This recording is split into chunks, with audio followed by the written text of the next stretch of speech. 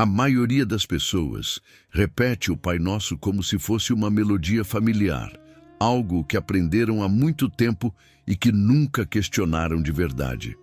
Mas imagine, só por um momento, que essas palavras não foram feitas para serem recitadas automaticamente. Imagine que elas foram feitas para abrir uma porta. E se Jesus deu essa oração não como uma rotina, mas como um mapa que revela quem Deus é, quem você é e como o céu se move quando você fala. As primeiras linhas dessa oração carregam mais significado do que a maioria das pessoas nota. E uma vez que você enxerga isso, você não consegue mais voltar à maneira antiga de orar. Antes que Jesus dissesse uma única palavra da oração, ele estava respondendo a um pedido que ainda ecoa hoje. Senhor, ensina-nos a orar. Os discípulos o tinham visto orar muitas vezes. Eles viram como ele falava com Deus com confiança, paz e autoridade. Eles perceberam que o seu poder não estava apenas nos seus milagres, mas também no seu relacionamento com o Pai. Eles queriam isso. Eles queriam entender a maneira como ele se conectava com o céu tão facilmente. E Jesus respondeu ao pedido deles com uma oração que começa da maneira mais inesperada. Ele não lhes disse para se aproximarem de Deus com medo. Ele não começou com distanciamento. Ele não colocou Deus atrás de uma barreira. Em vez disso, ele usou uma palavra que quebra toda a parede que as pessoas constroem entre si e Deus. Ele começou com Pai Nosso. Isso foi um choque na época. As pessoas estavam acostumadas a se aproximar de Deus com medo, regras e rituais. Mas Jesus simplificou tudo usando uma palavra que redefiniu todo o relacionamento. Pai. Uma palavra que fala de intimidade, identidade e pertencimento. Mas aqui está a parte que a maioria das pessoas ignora. Jesus não disse, meu Pai. Ele disse, Pai Nosso. Isso convida todos para o mesmo relacionamento que ele próprio tinha. Significa que você não está orando sozinho. Significa que você não está se aproximando de uma força desconhecida. Você está falando com alguém que o vê, o conhece e o acolhe. E quando você diz isso com entendimento, algo dentro de você muda. Sua postura muda. Sua mentalidade muda.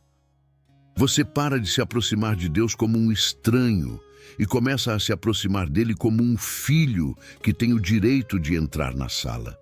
No entanto, para muitas pessoas isso é difícil. Alguns se sentem indignos. Alguns se sentem esquecidos.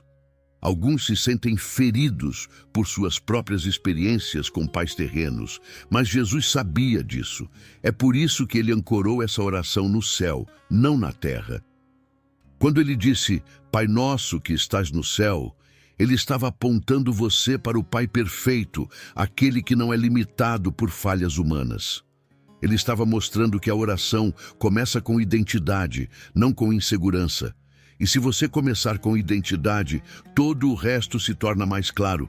É aqui que a oração se torna poderosa. Porque quando você entende com quem está falando, você não ora mais esperando que Deus possa ouvi-lo. Você ora sabendo que Ele já está ouvindo. Você não fala mais para ganhar atenção. Você fala porque você já a tem, e isso muda tudo.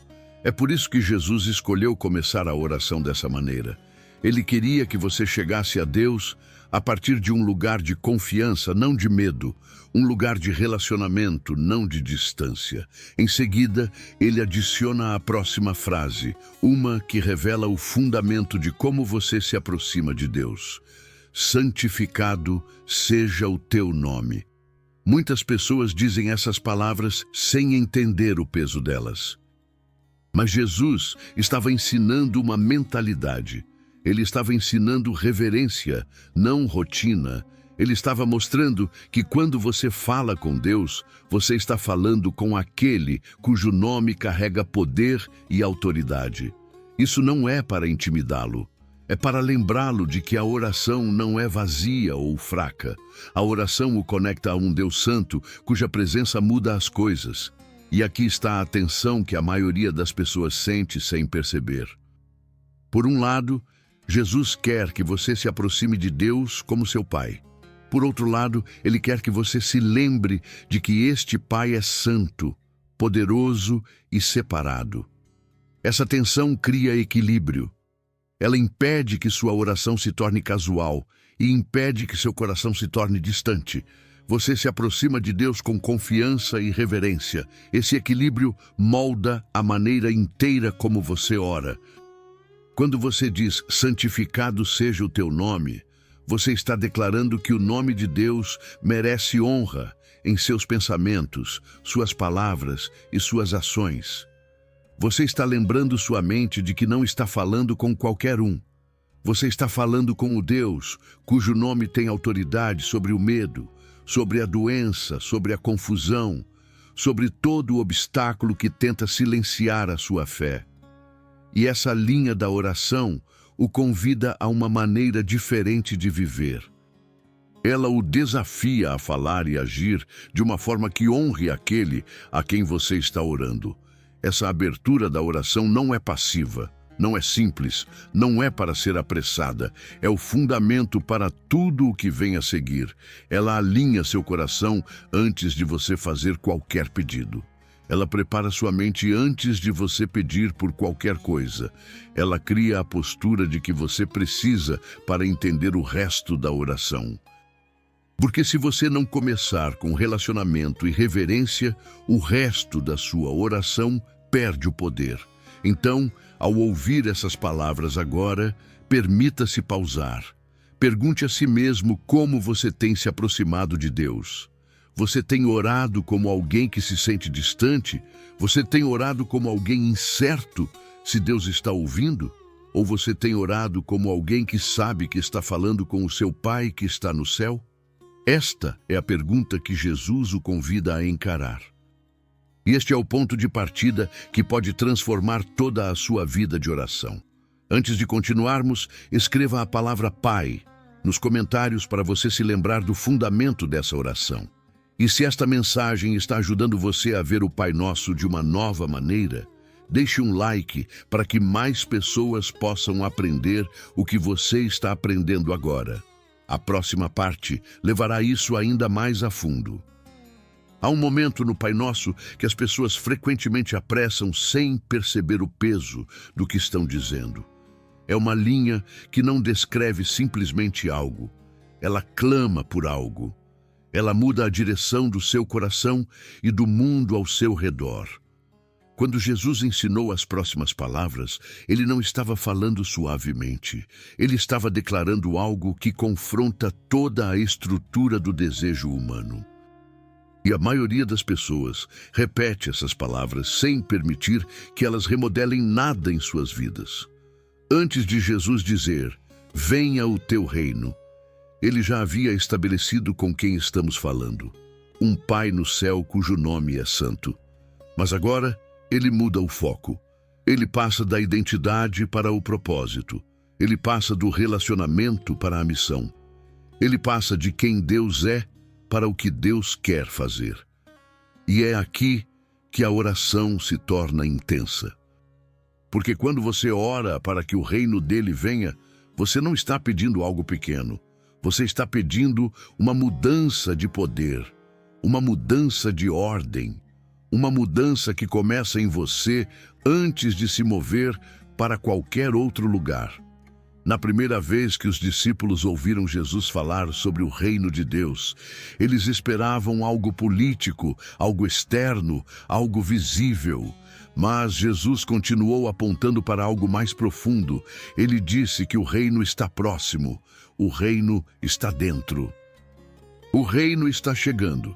E agora ele o convida a clamar por esse reino em sua própria vida.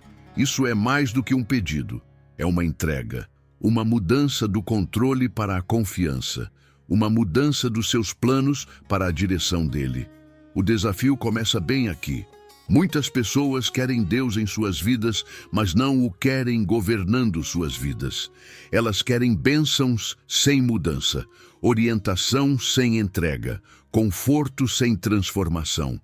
Mas Jesus não deixa espaço para isso. Quando você diz, venha o teu reino, você está pedindo a Deus para assumir o trono em cada parte da sua vida. Você está pedindo a Ele para liderar, para corrigir, para moldar, para interferir quando necessário. Você está pedindo a Ele para invadir os lugares que você geralmente tenta lidar sozinho. Isso cria tensão, porque o seu próprio reino é confortável. O seu próprio reino parece familiar. O seu próprio reino lhe dá a ilusão de controle. Mas Jesus o chama para liberar essa ilusão e convidar algo maior. Algo que não depende da sua própria força. Algo que não desmorona quando a vida se torna difícil. E no momento em que você diz essas palavras com entendimento, a luta começa entre o que você quer e o que Deus está pedindo. Então Jesus adiciona uma frase que vai ainda mais fundo e confronta tudo dentro de você. Seja feita a tua vontade, assim na terra como no céu. Esta não é uma linha passiva. Não é uma aceitação do destino. É uma escolha ativa de confiar.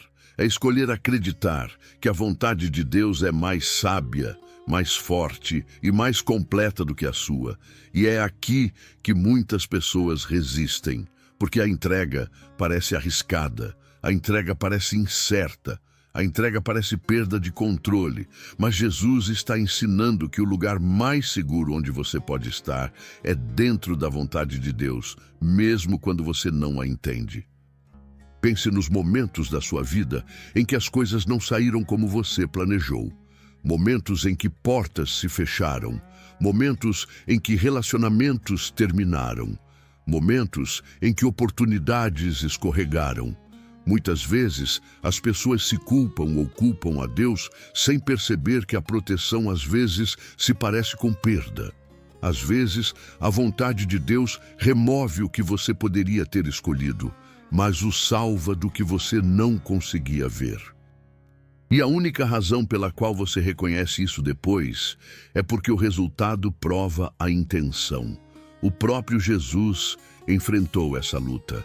Nas horas finais, antes de sua prisão, ele orou em profunda dor. Suas palavras revelam a mesma tensão que sentimos hoje. Ele disse, se for possível, afasta de mim este cálice. E, no entanto, ele terminou com a mesma entrega que nos ensina no Pai Nosso. Não a minha vontade, mas a tua seja feita. Isso mostra que a entrega não é fácil, não é automática. É uma decisão que exige confiança mesmo quando suas emoções estão pesadas e seu entendimento é limitado. Essa parte da oração desafia algo dentro de cada pessoa. Ela pede que você libere seus cronogramas, suas expectativas, suas opiniões sobre como as coisas devem se desenrolar. E convida Deus para escrever a história. Não porque você é fraco, mas porque Ele enxerga mais longe do que você. Quando você ora isso com entendimento, algo muda. Seu foco se move do medo para a confiança. Seus pensamentos se movem da ansiedade para o alinhamento. Seu coração se move da pressão para a paz. Mas aqui está o detalhe-chave que muitas pessoas perdem. Quando Jesus disse, assim na terra como no céu, ele estava nos lembrando de que o céu é o projeto, o céu é o padrão, o céu é a realidade que deve moldar suas decisões. No céu há ordem, no céu há propósito. No céu, há clareza. E Jesus ensina que a oração não é feita para puxá-lo para longe do mundo. Ela é feita para trazer o céu para o mundo através de você. Isso significa que suas escolhas diárias se tornam parte dessa oração. A maneira como você fala, a maneira como você trata as pessoas, a maneira como você responde quando as coisas são difíceis, a maneira como você lida com seu tempo, seus pensamentos, seus desejos. Tudo isso revela se você está construindo o seu próprio reino ou convidando o reino de Deus para vir através da sua vida. A oração se torna o ponto de partida, mas suas ações se tornam a expressão dessa oração. É por isso que essa parte do Pai Nosso não é confortável. Ela confronta seus hábitos, ela confronta suas intenções, ela confronta as partes de você que querem que Deus se mova sem permitir que Ele o guie. Mas esse confronto não é feito para quebrá-lo. É feito para libertá-lo. Porque quando a sua vontade entra em conflito com a vontade de Deus, você está escolhendo entre uma visão limitada e um plano eterno. Entre o que você acha que quer e o que Deus sabe que você precisa. A pergunta se torna pessoal. Você está orando para que o reino de Deus venha ou está pedindo a Ele para construir o seu? Você está entregando a sua vontade ou está esperando que Ele siga os seus planos? Essas perguntas são desconfortáveis, mas necessárias. Porque, uma vez que você as responde honestamente, você começa a orar com entendimento. Se esta mensagem está abrindo os seus olhos, escreva a palavra reino nos comentários para se lembrar deste momento mais tarde. E se isso o ajudou a ver esta parte do Pai Nosso de forma diferente, deixe um like para que mais pessoas possam encontrar essa mensagem. Há um momento no Pai Nosso onde Jesus muda a direção novamente. E essa mudança é fácil de perder porque as palavras parecem simples. Mas é aqui que as maiores lutas na vida de uma pessoa frequentemente aparecem. Quando Jesus diz, o pão nosso de cada dia nos dá hoje, Ele não está apenas falando sobre comida. Ele está revelando uma mentalidade que é difícil para muitas pessoas aceitarem. Porque essas palavras confrontam algo que raramente admitimos, o medo de não ter o suficiente. Antes deste ponto, a oração focou na identidade de Deus, sua santidade, seu reino e sua vontade. Mas agora, Jesus se volta para as suas necessidades. E ele começa com algo tão básico que você pode ignorar o poder escondido dentro disso. Ele foca na provisão diária. Não no amanhã, não no ano inteiro, não no futuro que o mantém acordado à noite, apenas hoje. Isso é desconfortável, porque a maioria das pessoas não se preocupa com hoje. Elas se preocupam com todo o resto. Elas se preocupam com o que pode acontecer, o que pode dar errado, o que elas não podem controlar. Jesus o puxa de volta de todos esses medos com uma frase clara. Ele está ensinando que a confiança deve acontecer um dia de cada vez. Não em grandes saltos, não em grandes vitórias. Não em garantias de longo prazo. Em pequenos, constantes e diários momentos de dependência. E isso é difícil, porque o mundo o pressiona a planejar anos à frente, a garantir tudo, a controlar todo o resultado. Mas Jesus o chama para um ritmo diferente, um que remove a pressão e a substitui por confiança. Pense em quantas vezes você se sente estressado porque está tentando resolver os problemas de amanhã sem a força de amanhã. Você se preocupa com coisas que não aconteceram. Você repassa cenários em sua mente. Você imagina os piores resultados possíveis. E no meio de toda essa pressão, Jesus ensina uma oração que o afasta dessa mentalidade. Ele o chama para pedir o que você precisa hoje, não o que você teme amanhã. Isso revela algo importante. Deus se importa com a sua vida diária, suas responsabilidades, suas lutas, suas necessidades básicas. Ele não está distante das pequenas coisas. Ele está presente nelas. E quando Jesus diz para pedir o pão de cada dia, ele está mostrando que Deus quer fazer parte da sua sobrevivência cotidiana, não apenas dos seus momentos espirituais. É por isso que essa linha da oração parece simples e desconfortável. Ela expõe o quanto tentamos lidar com tudo por conta própria. Para entender isso melhor, pense na história dos israelitas no deserto. Eles não tinham fonte de alimento, fazendas, mercados, nada para depender, exceto Deus. E toda manhã ele provia o que eles precisavam para aquele dia. Não para o amanhã, não para armazenamento, apenas para hoje. Se tentassem guardar extra, estragaria. Isso não era punição, era treinamento. Treinamento para viver com confiança diária, não com controle de longo prazo. Jesus conecta essa mesma lição à sua vida através dessa oração. Você pode tentar segurar tudo firmemente. Você pode tentar planejar cada detalhe. Você pode se sentir ansioso quando as coisas fogem do seu controle. Mas a lição que Jesus dá aqui é direta. A confiança é construída diariamente. A paz é construída diariamente. A força é construída diariamente. Você não precisa das respostas de amanhã hoje. Você só precisa da provisão de Deus para este momento. E é exatamente por isso que Jesus o convida a orar.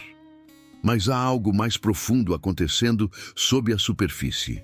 Quando você pede o pão de cada dia, você também está admitindo que não pode se sustentar sozinho. Você está reconhecendo que não importa o quão capaz ou independente você pense que é, você ainda precisa de Deus. E esse tipo de humildade é difícil em um mundo que lhe diz para ser autossuficiente. Jesus está ensinando que a dependência de Deus não é fraqueza, é a fonte da força. É a fonte da paz que não pode ser abalada. Essa oração também luta contra a pressão constante de comparar sua vida com a dos outros. Quando você foca no pão de cada dia, você para de se medir pela vida de outra pessoa. Você para de se sentir sobrecarregado pelo que os outros têm. Você para de correr atrás de coisas que na verdade não trazem paz. Você retorna ao presente. Você retorna ao que Deus está lhe dando agora, não ao que você gostaria de ter ou ao que os outros mostram online. Jesus o traz de volta à simples verdade. O hoje é suficiente quando Deus está com você. Essa linha da oração também desafia o medo da escassez, o medo de que não haverá recursos suficientes, oportunidades suficientes, provisão suficiente para você. Mas Jesus o lembra de que Deus é um provedor que nunca falhou. Ele proveu para o povo no deserto. Ele proveu para Elias em uma seca. Ele proveu para milhares com apenas alguns pães. E ele o ensina a orar com a mesma confiança. Você não precisa temer o amanhã, porque o Deus que provê hoje estará lá amanhã também. Ainda assim, uma coisa é ouvir isso e outra é viver isso. Confiar diariamente pode parecer arriscado, pode parecer abrir mão do controle que você está acostumado a ter. Mas essa oração não é sobre ignorar a responsabilidade, é sobre liberar o medo, é sobre entender que você não tem que carregar o peso total do seu futuro em seus ombros. Quando você pede o pão de cada dia, você está pedindo a Deus para se juntar a você no momento presente e encontrá-lo onde você está. Essa mentalidade traz paz, porque quebra a cadeia da preocupação constante. Ela permite que você respire novamente. Ela liberta sua mente do estresse. Ela o lembra de que Deus não está pedindo para você lidar com uma vida inteira de problemas de uma vez. Ele está pedindo para você confiar nele hoje e então confiar nele novamente amanhã e novamente no dia seguinte. Não através de pressão, mas através de relacionamento. Então, ao pensar nisso, pergunte-se algo honesto. Quanto do seu estresse vem de tentar viver no amanhã em vez de no hoje? Quanta energia você perde porque está tentando controlar coisas que nem fazem parte das responsabilidades de hoje? Jesus lhe dá essa linha da oração para puxá-lo de volta desse ciclo e ajudá-lo a viver com clareza e paz. Se esta parte da oração está falando com você agora, eu quero que você comente a palavra hoje para que você nunca se esqueça deste momento.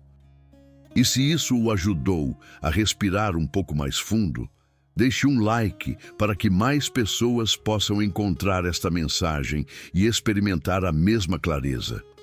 Há um ponto de virada no Pai Nosso que muitas pessoas tentam evitar, porque essa parte alcança lugares que geralmente mantemos escondidos. Ela toca feridas, memórias e emoções que aprendemos a cobrir em vez de confrontar. Quando Jesus diz: perdoa-nos as nossas dívidas, assim como nós perdoamos aos nossos devedores, Ele não está apenas falando sobre erros que você cometeu. Ele está falando sobre erros cometidos contra você. E este é o momento em que a oração se torna profundamente pessoal. Antes disso, a oração lidou com o reino de Deus, a vontade de Deus e a provisão diária.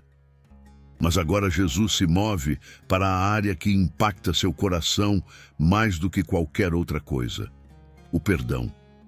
E ele não começa levemente. Ele conecta o seu perdão de Deus ao seu perdão para com os outros. Essa conexão é desconfortável, porque ela o força a olhar para os lugares onde você foi ferido e os lugares onde você feriu os outros. Ela traz à tona coisas que você preferiria ignorar, mas Jesus coloca isso bem no centro da oração. O choque inicial desta sessão é intencional. Jesus sabe que o perdão não é uma decisão simples, não é automático, não é natural. E é por isso que ele o inclui na oração que molda sua abordagem a Deus. Porque quer você perceba ou não, a falta de perdão afeta tudo. Afeta seus pensamentos, afeta suas emoções, afeta sua capacidade de orar, afeta sua paz, afeta até mesmo a maneira como você se vê. Jesus começa convidando você a pedir perdão. Isso por si só exige honestidade, exige humildade, exige que você admita os momentos em que agiu com raiva, falou descuidadamente, fez as escolhas erradas ou tratou alguém com menos amor do que merecia. Pedir perdão significa aceitar a responsabilidade, não a culpa. Significa encarar suas próprias imperfeições sem vergonha. Significa abrir seu coração para Deus em vez de se esconder dele. Mas a segunda parte dessa linha é onde muitas pessoas lutam. Assim como nós perdoamos aos nossos devedores, Jesus move o foco do que você fez para o que os outros fizeram a você. E é aqui que a tensão começa, porque o perdão é mais fácil de aceitar do que de dar.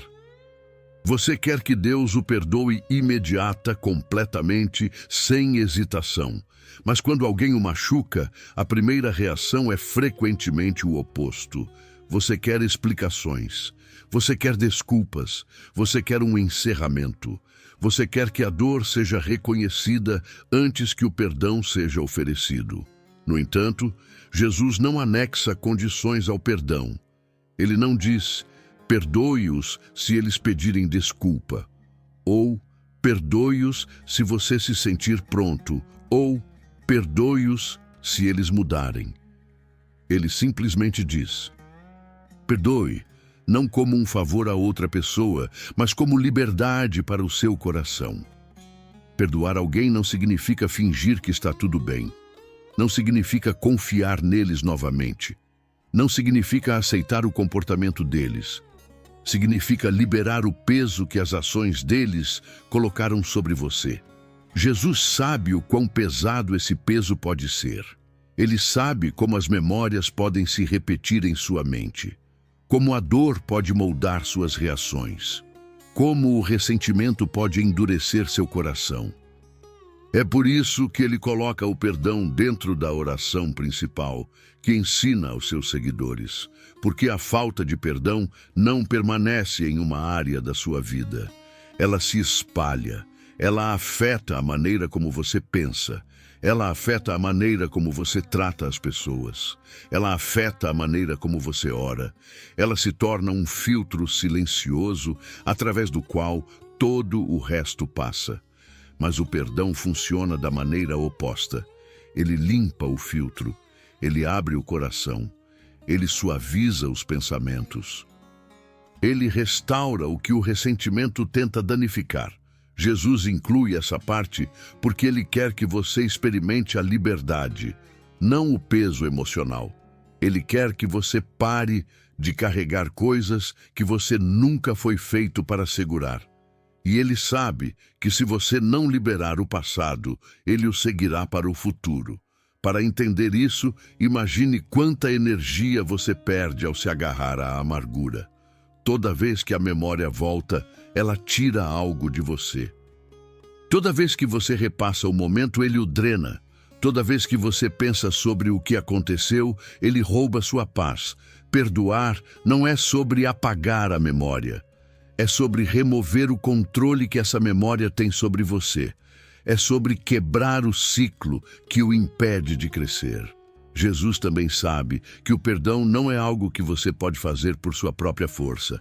É por isso que ele liga o seu perdão ao perdão de Deus. Quando você experimenta a misericórdia de Deus, você aprende a dar misericórdia. Quando você experimenta a graça, você aprende a oferecer graça. Quando você vê o quanto você foi perdoado, você começa a entender que perdoar outra pessoa não é perder nada. É ganhar sua liberdade de volta.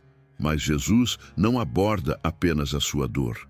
Ele também aborda a dor que você causou aos outros. Ele mostra que o perdão não é unidirecional.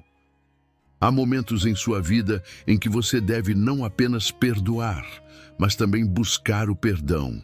Isso exige humildade, exige consciência, exige coragem para admitir quando você estava errado. E isso é tão libertador quanto perdoar outra pessoa. A oração se torna um espelho. Ela mostra a você os dois lados. A parte de você que foi ferida e a parte de você que causou dor.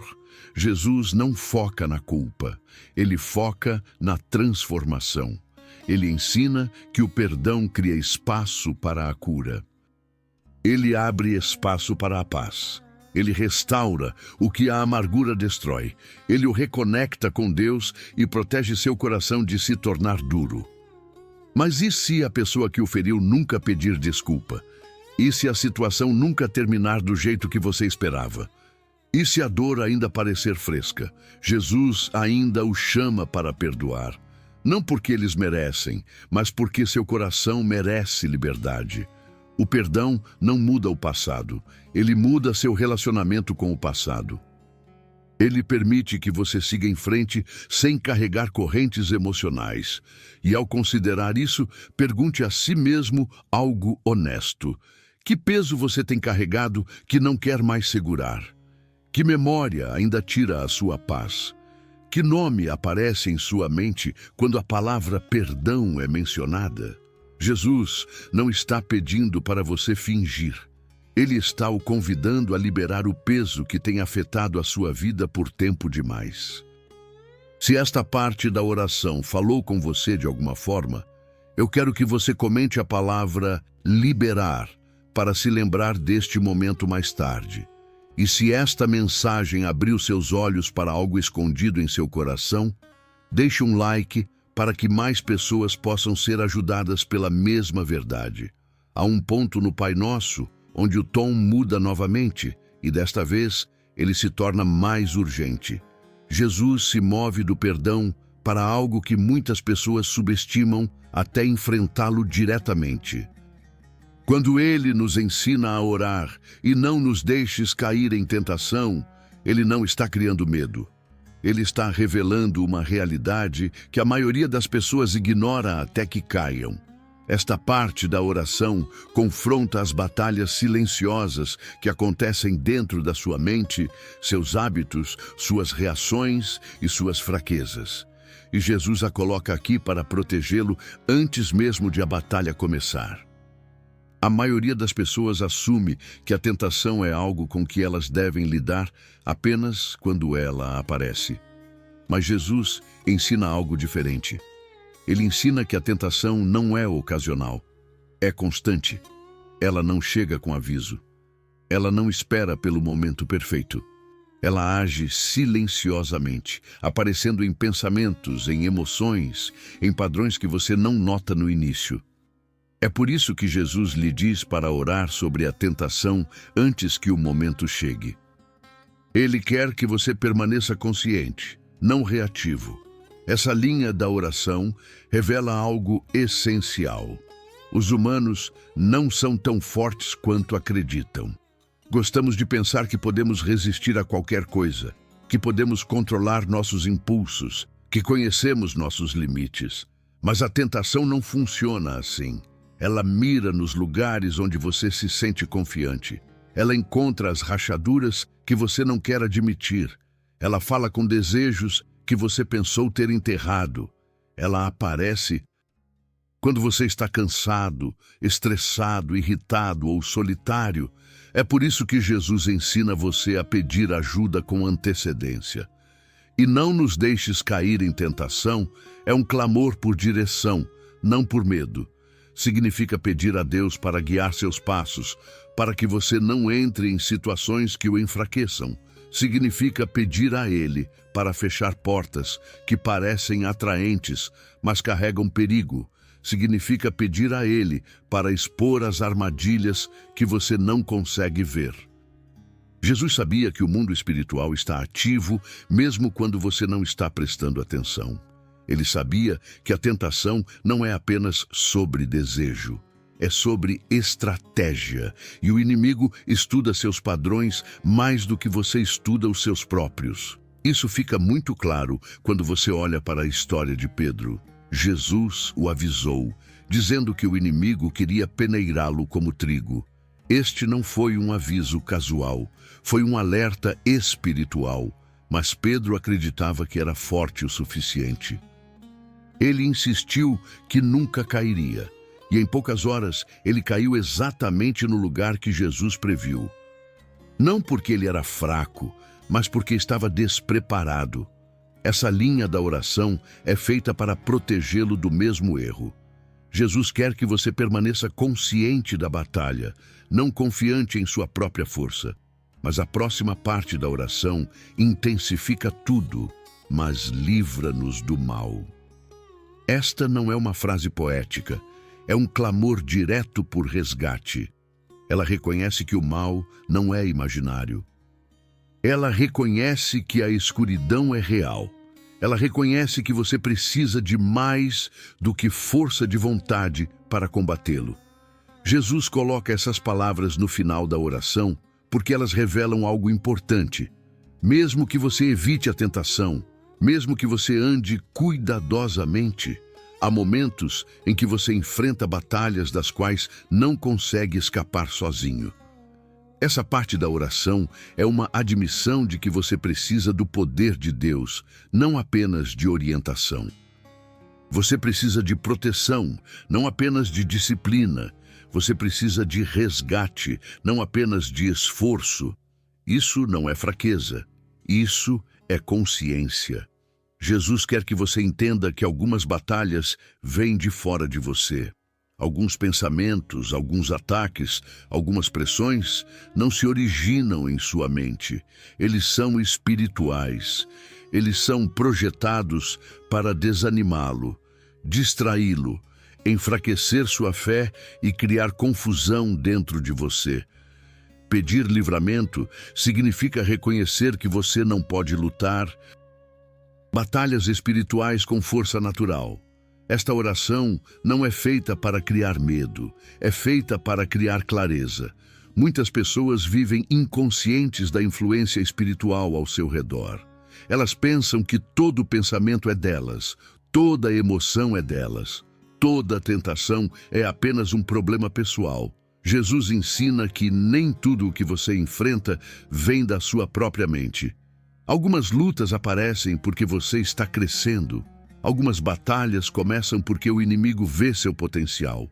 Algumas tentações se intensificam porque algo em sua vida está ficando mais forte.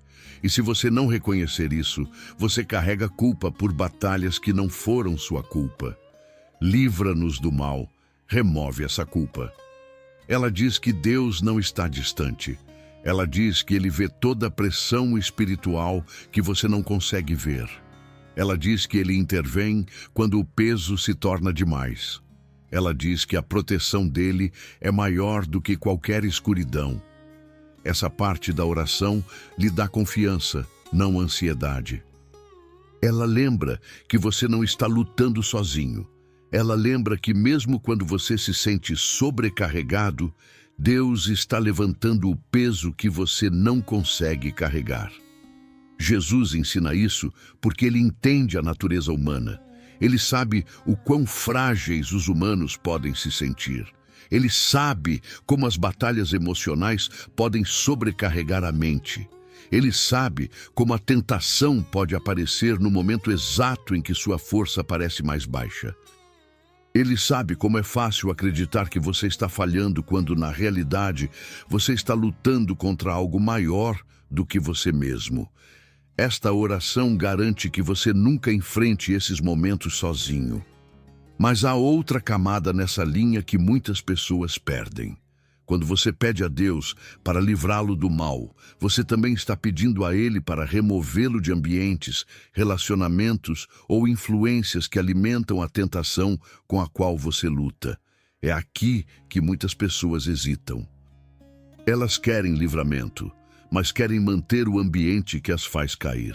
Jesus ensina que o verdadeiro livramento não é apenas espiritual, é também prático. Ele acontece através de orientação, remoção, proteção e consciência. Isso significa que Deus pode fechar portas para protegê-lo. Ele pode distanciá-lo de certas pessoas. Ele pode mudar sua rota. Ele pode interromper seus planos. Pode parecer confuso no momento, mas depois você vê que era proteção. Pedir livramento significa aceitar a intervenção dele mesmo, quando você não a entende imediatamente. Essa parte da oração força você a se fazer uma pergunta mais profunda. Que áreas da sua vida você tem tentado lutar sozinho? Que batalhas continuam se repetindo porque você nunca pede ajuda com antecedência? Que tentações parecem impossíveis porque você tenta superá-las apenas quando elas aparecem? Jesus está mostrando que a preparação é tão importante quanto a força. A consciência é tão importante quanto a coragem. A orientação é tão importante quanto a resistência. E se esta mensagem o alcançou de forma pessoal, eu quero que você comente a palavra força para se lembrar deste momento mais tarde. Se esta parte o ajudou a entender suas batalhas internas de forma diferente, deixe um like para que esta mensagem alcance outra pessoa que precisa da mesma clareza. Há um momento perto do fim do Pai Nosso que muitas pessoas repetem sem perceber seu significado. E, no entanto, ele completa tudo o que Jesus ensinou antes. É uma declaração, não um pedido. Uma afirmação de encerramento que não vem da emoção, mas da certeza. E é aqui que Jesus junta cada parte da oração e lhe dá a perspectiva final de que você precisa. Quando ele termina com "Pois teu é o reino, o poder e a glória para sempre", ele não está adicionando decoração. Ele está reforçando uma verdade que torna significativa cada outra linha.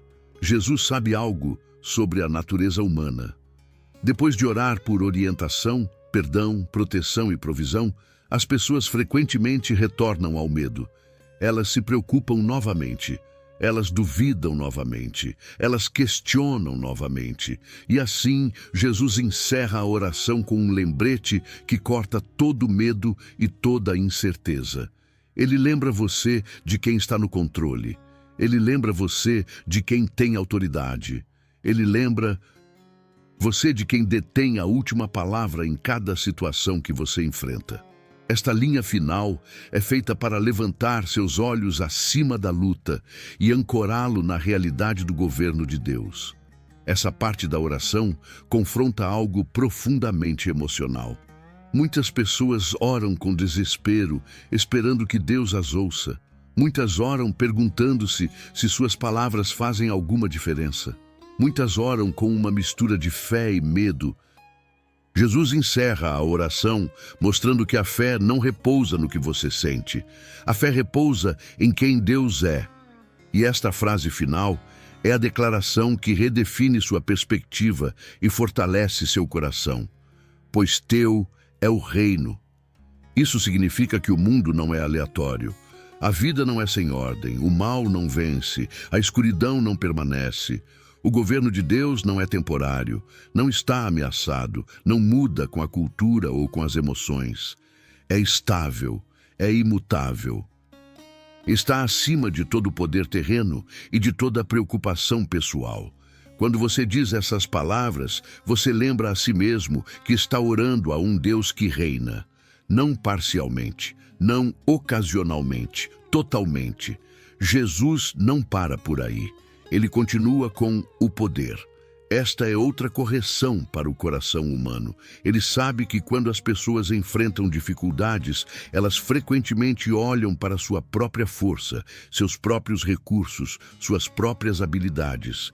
E quando esses parecem limitados, o medo cresce.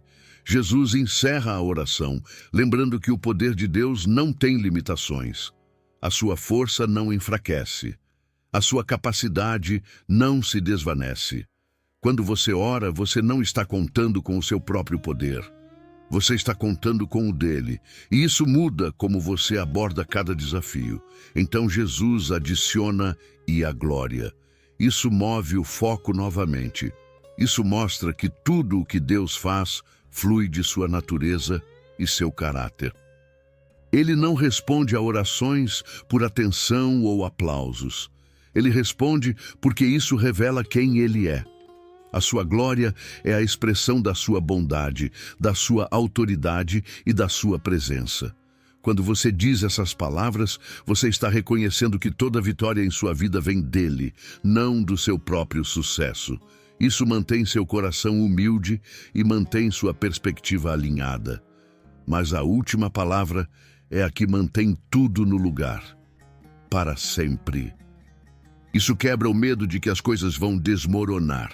Isso quebra a preocupação de que a paz não vai durar. Isso quebra a ansiedade de que você pode perder o que Deus lhe deu. A palavra para sempre significa que o governo dele é eterno. O seu poder é eterno. A sua glória é eterna. Nada pode ameaçá-lo, nada pode desfazê-lo, nada pode removê-lo. Jesus encerra a oração com uma verdade forte o suficiente para silenciar toda dúvida. E aqui está algo importante. Este final não é apenas sobre Deus, é sobre você. Jesus ensina você a orar estas palavras para que você se lembre de quem está guiando sua vida. Quando a oração termina com certeza, seu coração termina com confiança. Quando a oração termina com a verdade, suas emoções terminam com clareza. Quando a oração termina com confiança, sua mente para de lutar batalhas que Deus já venceu. Esta parte final da oração não é apenas uma conclusão. É uma declaração que quebra o medo, corrige a perspectiva e fortalece a fé. Ela muda a maneira como você caminha durante o dia. Ela muda a maneira como você pensa sobre os desafios. Ela muda a maneira como você ora na próxima vez. Porque uma vez que você vê que tudo pertence a Deus, seu reino, seu poder, sua glória, você para de carregar fardos que nunca foi feito para segurar. Jesus encerra a oração dessa maneira porque ele quer que você veja a oração como alinhamento, não desespero. Ele quer que você entenda que você não está tentando convencer Deus a agir. Você está se alinhando com o que ele já está fazendo. Você está entrando no plano dele, no tempo dele, na proteção dele e na força dele. Este final lhe dá a confiança para orar novamente amanhã, sabendo que você não está orando para a incerteza. Você está orando para um reino que nunca termina. Agora pare por um momento e pense na oração como um todo. Cada linha o leva a um nível mais profundo de confiança. Cada frase muda seu foco da preocupação para o propósito. Cada parte o afasta do medo e o aproxima da clareza. É por isso que Jesus ensinou essa oração, não para lhe dar um roteiro, mas para lhe dar uma estrutura, não para lhe dar palavras para repetir, mas uma maneira de orar que muda como você vê Deus, como você se vê e como você vê o mundo. O desafio final que Jesus deixa para você é simples, mas poderoso. Você vai orar essa oração com entendimento ou vai repeti-la sem significado? Você vai vê-la como uma rotina ou vai permitir que ela molde a maneira como você pensa, fala e vive? Porque o Pai Nosso não é apenas algo para recitar, é algo para experimentar. É um caminho, uma mentalidade, uma transformação que continua muito depois de a palavra final ser dita. Se este final o ajudou a ver a oração de forma diferente, escreva "para sempre" nos comentários para se lembrar deste momento. E se toda esta série abriu seus olhos para algo mais profundo, deixe um like e se inscreva para não perder os próximos ensinamentos. Se você quiser continuar aprendendo e recebendo conteúdo como este, certifique-se de se inscrever no canal.